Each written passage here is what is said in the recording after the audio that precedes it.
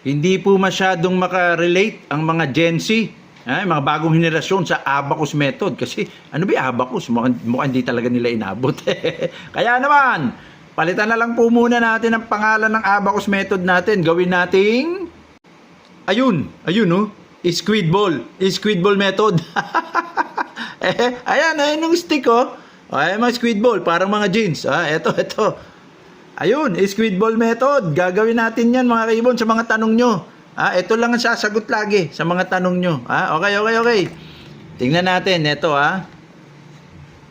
May tanong dito po si Jason Manlapig at nagkataon lang na ito agad yung nahagilap ko lagi po itong tanong. Paulit-ulit. Tinatanong niya yung parisan na back-to-back, B1, B2. Sorry. Ayan. B1, B2 na back-to-back. Na pair. Ang tanong niya, lahat ba ng offspring ay tatawagin bang blue 2? So, ang feeling ng karamihan pagka may back-to-back ka na par blue, ito yung usual na par blue yung parang traditional na par blue, yung B1, B2. Matic na bang blue 2 kaagad? O kaya naman, blue 1, or ba ibig sabihin nito? Or possible blue 2, Ito yung kasi hindi ko nagagamit itong dalawang wala sa nomenclature to so far, laging isa lang. So ngayon, parang ginagamit to ng mga Pinoy breeders yung dalawang split. Parang possible yata ibig sabihin nila dito, no? Pero hindi ko po kasi ito nagagamit. Wala kasi dun sa international naming guidelines, kumbaga. Anyway, ito lagi nalilito pag back-to-back na B1, B2. Anyway, gusto kong pakita sa inyo yung B1, B2 talaga, yung traditional na par blue. Ito po yun mga kaibo, no? Ano ba yun? Ayun naman, no? Ayan, no? Ayan. Ayan po kay Pat Bernardes Furton. Ayun no, meron siyang parisan nagkauntahan kami kagabi dito. May kakaibang lumabas Pero anyway, ayan po, non-OPA po yan, no? Back to back. Ito, siya ba magandang kuha? Yung parang kitang-kita yung pagkamadilaw. Ayun, ganda ng kuha. Teka, dito natin kunin. Ayun no. Non-OPA po yan kasi pagka OPA na B1, B2, OPA na pardo, nag-iiba yan umiikot yung dilaw. Kumbaga nawawala talaga yung totoong o yung kumbaga kung ano ba talaga yung B1, B2 nang wala pang hindi pa OPA line. Kaya non-OPA yung pinili natin para hindi po kayo malito.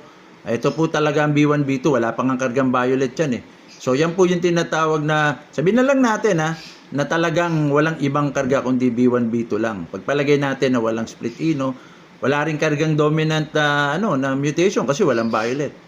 Ayan, yun. Pero kung actually may violet ako dito sa ano ko pa to, sa flight cage ko. Ayan Ay teka.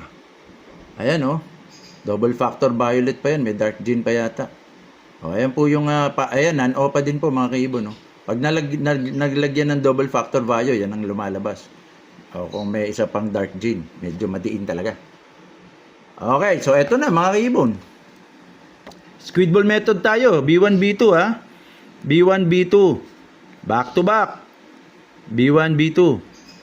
Laging nauusog tong ball pen ko B1, B2, B1, B2 ba? Back to back. Di squid ball method tayo. Kak. Ayan. Di ba parang stick ng ng squid ball. Ayan. Chromosome, pair of chromosome Ginawang squid ball method.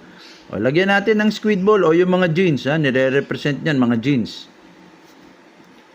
Nire-represent niyan mga genes mga kaibon Parang squid ball para yan yung stick. Palitan natin para sa Gen Z. B1, B2, tig-isa lang po yan. Kaya B1, B2 no. Pagka allele genes ganyan ang sulatan Tandaan nyo, allele genes. So kunwari nandito si B1. Mag-isa lang siya Ayun, isa nga lang siya. Andito si B2 sa pangalawa si di ba? Ganyan ang kalakaran. Back to back, ganun din si Hen. B1, B2. Di ba? Yun yung sinasabi ko, paulit-ulit pag napapanood nyo, nagko-combine. Yung mga anak, kukuha ng isa dito, saka kukuha ng isa sa Hen, nagko-combine yung chromosome nila. So sabihin natin, 1, 2, 3, 4 yan. Yung 1 and 3, makukuha ng isang anak. 1 and 3. 1 and 3, ganyan ang kalakaran yan. Andito, hindi na natin susulat yung ibang squid ball na walang karga. Para mabilis. Yan ang forma. B1, B2. Okay? Ayan Kinuha natin, sorry, B1, B1 pala yung 1 and 3. B1, B1 pala. Sorry, nalito ako. B1, B1. Ayun. 1 and 3, B1 din pala yung 3, no? Ayan, So, 1 and 4 naman, may B1 dito, Ayan ha. Ay, sorry. Hindi pala nakakuha. B1 at B2 naman dito. Ang 1 and 4 na kombinasyon ha. Ayan. 1 and 3 na kombinasyon ito. Parehong B1. Okay? 1 and 4. Yung 1, B1. Yung 4, B2. So, B1, B2. O, 2 and 3 naman na kombinasyon. 2. Yung 2 natin, B2, di ba? O, dito banda yon B2. Yung 3 natin, B1. Dito banda. Ayan na, nakukuha B1. O, yun. 2 and 3. Ayan yung 3, o. 2 and 3 combination yan. Tapos may 2 and 4 ka na combination. Ha? O, 2. Ano yung 2 mo? May B2. Ayan, o, 2. May B2 dun. O, lagay natin dito. B2. Yung 4 mo naman, B2 rin. Ayan, o. Linaw, ha. 4. May B2 ka. 2 and 4 na combination mo. Nandito. B2. Ayan po ngayon lalabas ang tigte 25% na anak. Kasi, di ba, 25, 25, 25, 25. All in all, 100% po yan. Di ba? O. Yan po ang iaanak ng back-to-back na parisan ng B1, B2. O, tingnan natin, ano lumabas? Ha? Sa parisan na B1, B2, ha? Jason Manlapig, pag sinundan mo to, ha? Pagka ginawa mo, habang ginagawa ko, gets mo na kagad kung ano mga magiging mga anak sa pamamagitan naman ng squid ball method. Ayan mga kaibon, back-to-back par blue or B1, B2, ha? Yung traditional na par blue. Meron kang 25% na magkatapat B1. Ha?